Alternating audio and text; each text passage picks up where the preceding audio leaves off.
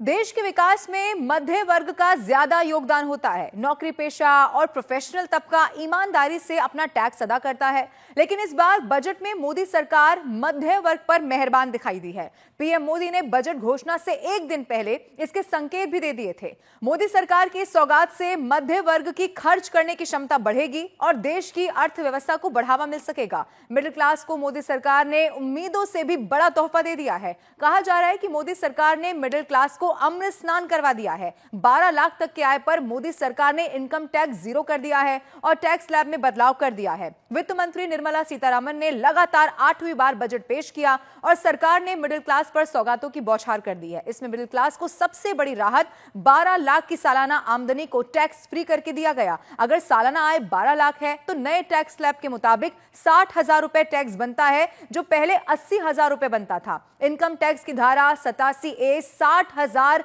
रुपए की छूट मिलने से आपको कोई टैक्स नहीं देना होगा। अगर आप नौकरी पेशा हैं तो आपको 12,75,000 की आय पर 75,000 रुपए का स्टैंडर्ड डिडक्शन भी यहां पर मिलेगा। नया इनकम टैक्स बिल अगले हफ्ते संसद में लाया जाएगा। मोदी सरकार ने अपडेटेड रिटर्न फाइल करने की समय सीमा 2 साल से बढ़ाकर अब 4 साल कर दी है, जिससे टैक्स पेयर्स को अपनी फाइल सुधारने के लिए ज्यादा वक्त मिल गया है। संसद में बजट पेश होने के साथ ही अब इस बात की भी चर्चा ने जोर पकड़ लिया है कि सरकार ने मिडिल क्लास पर सौगातों की बौछार कर दी है। तो क्या भारतीय रिजर्व बैंक यानी कि आरबीआई की जो रेपो रेट है उसमें कटौती करके अपनी दरियादिली यहां पर दिखाने वाला है? यह चर्चा इसीलिए भी की जा रही है क्योंकि रेपो रेट तय करने के लिए आरबीआई मौद्रिक नीति समिति की बैठक 5 से 7 फरवरी के बीच होना निर्धारित है। अब शहरी विकास, खनन, वित्तीय क्षेत्र, बिजली और इंफ्रास्ट्रक्चर जैसे 6 क्षेत्रों में सुधार के प्रावधान इसमें किए गए हैं। विकास के 4 इंजन कृषि, एमएसएमई, निवेश और निर्यात पर फोकस किया गया है। मोदी सरकार ने इस बजट में महिलाओं के लिए 2 बड़े ऐलान कर दिए हैं। वो क्या है ये भी आपको बताते हैं। एससी एसटी की एमएसएमई महिला उद्यमियों के लिए विशेष लोन योजना शुरू की जाएगी और पहली बार उद्यमी बनने वाली महिलाओं को 2 करोड़ का टर्म लोन भी मिलने वाला है। वही बुजुर्गों की बात की जाए तो बुजुर्गों के लिए 6 ऐलान कर दिए गए हैं। सीनियर सिटीजन्स के लिए टैक्स छूट दुगनी कर दी गई है।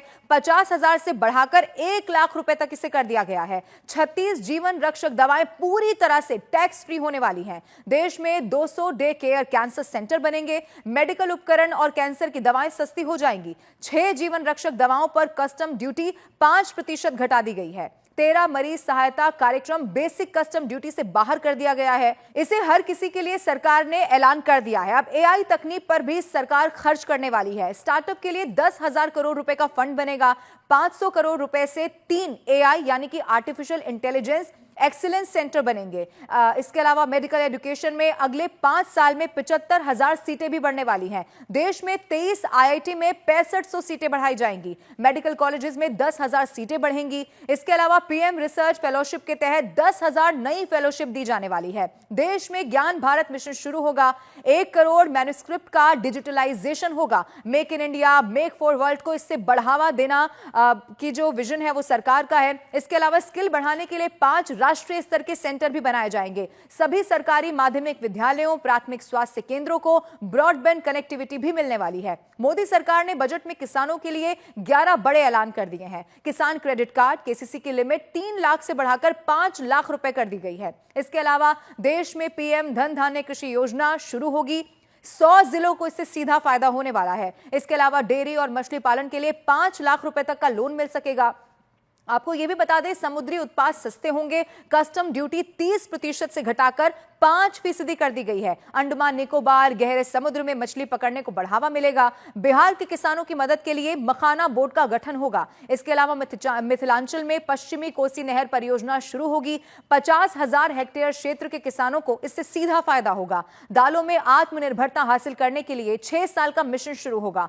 Post payment, bank payment service ग्रामीण योजनाओं में बढ़ाई जाएगी। इसके अलावा कपास उत्पादन के लिए 5 साल की कार्य योजना तैयार की जाएगी। प्रोडक्शन मार्केटिंग पर फोकस किया जाएगा।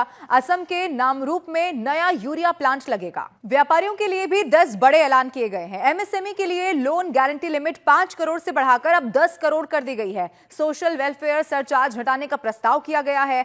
60 टैरिफ रेट हटेंगे। अब देश में 8 टैरिफ रेट ही रह जाएंगे। इसके अलावा ग्लोबल कैपेबिलिटी सेंटर टियर 2 शहरों में बनाए जाएंगे और देश को खिलौना उत्पादन का ग्लोबल हब बनाने का यह राष्ट्रीय योजना होगी। इसके अलावा नई लेदर स्कीम से से 22 लाख लोगों को सीधा रोजगार मिलने वाला है। बिहार की बात की जाए तो बिहार में national institute of food technology बनेगा। सूक्ष्म उद्यमों के लिए 5 लाख रुपए की लिमिट वाले कस्टमाइज क्रेडिट कार्ड जारी किए जाएंगे। पहले वर्ष 10 लाख कस्टमाइज क्रेडिट कार्ड जारी होंगे। शहरी स्ट्रीट वेंडर्स के लिए पीएम स्वनिधि स्कीम की लोन लिमिट बढ़ाकर अब 30,000 रुपए होगी। इसके अलावा देश में एयर कनेक्टिविटी को बढ़ावा मिलेगा। देश में 88 नए एयरपोर्ट जोड़े जाएंगे। उड़ान योजना के तहत देश के 120 नए शहरों तक एयर कनेक्टिविटी जोड़ी जाएगी। आपको यह भी बता दें, 1000 करोड़ लोगों तक हवाई यातायात इन्हें करने का मौका मिल सकेगा। देश के दूर दराज के क्षेत्र इसमें जोड़े जाएंगे।